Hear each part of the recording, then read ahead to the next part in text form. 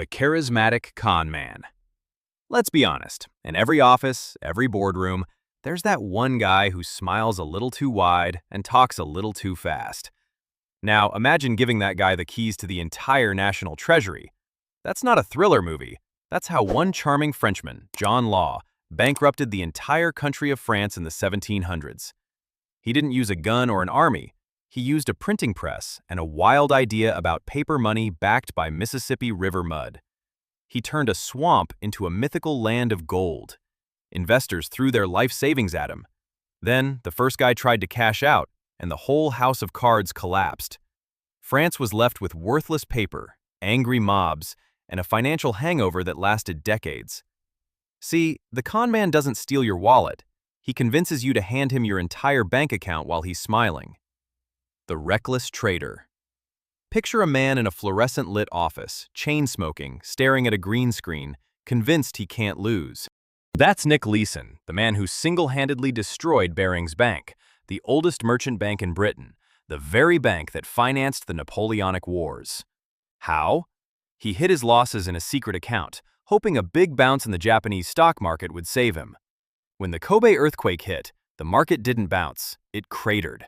Leeson panicked, doubled down, and kept betting. Eventually, his losses hit $800 million. The entire 233-year-old institution evaporated.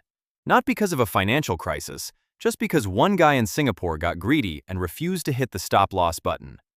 Every time you see a trader in a movie sweating over a monitor, this is the ghost they're afraid of. One man, one bad bet, and a whole bank becomes a history footnote. The death of a central banker. Now here's a strange one. You don't usually think a dead body can crash an economy, but in 1920s Australia, that's exactly what happened. The head of the Commonwealth Bank, Sir John Garvan, was the only man holding a fragile system together. He had a heart attack, and within days, the entire banking sector froze. Depositors ran to pull their money, businesses collapsed, and the government had to step in with emergency legislation. All because nobody knew who to trust after the steady hand was gone.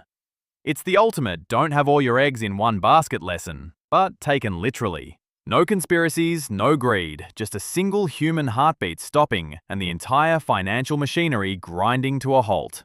History shows that economics isn't just math, it's psychology, and psychology is fragile. The speculator with a grudge. This one is pure cinema. In 2008, a French trader named Jérôme Kerviel didn't even want to crash the economy, he just wanted to impress his bosses. He started placing secret, massive bets on European stock indexes way beyond his authority.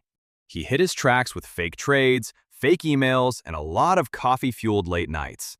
When the market turned against him, he didn't stop. He just doubled down, and doubled down again. By the time Société Générale found out, he'd accumulated 70 billion euros in exposure, more than the bank's entire market value.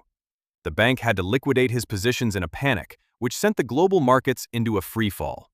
One guy, working a cubicle, nearly brought down the entire European banking system. And his motivation? Just a big bonus.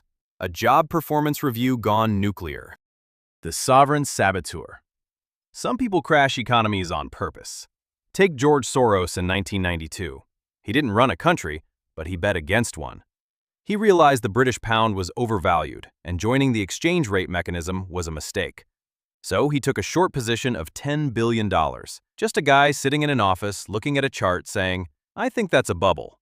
The Bank of England raised interest rates, spent billions trying to defend the pound, and lost.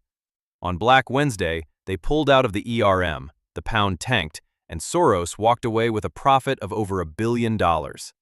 He didn't crash the UK economy entirely, but he humiliated the government and cost British taxpayers billions. This is the shadow of a single investor holding a country's finances hostage. Not with a weapon, just with a calculator and a phone. The lesson? Markets are a battlefield, and sometimes the soldier is a lonely billionaire. The digital prophet. Finally, let's talk about the mysterious Satoshi Nakamoto, or whoever you think they are. They didn't crash a traditional economy. They created an entirely new one, and then left, leaving a ticking time bomb. In 2017, Bitcoin's price went from $1,000 to nearly $20,000, fueled by hype, tweets, and kids investing their lunch money. But crypto exchanges were wild, unregulated, reckless. One exchange, Mt. Gox, was handling 70% of all Bitcoin transactions. It was run by a single guy with a cat on his desk. He lost 850,000 Bitcoins. Hack or fraud, no one still knows. When he announced the loss, the entire market tanked overnight. No central bank to step in, no safety net. A single point of failure in a decentralized dream. The irony is poetic. A system built to avoid crashes, brought down by the most human error of all, trusting one person. So next time you hear about a market crash, don't just think economy. Think about a single person, a gambler, a dreamer, or a ghost in a chair, who made one wrong click, one impulsive decision, or one bet too many. That's the scary part. The whole system is just a chain of human choices, and sometimes one bad domino knocks down the rest. If you enjoyed this, hit that like button and subscribe. Thanks for watching.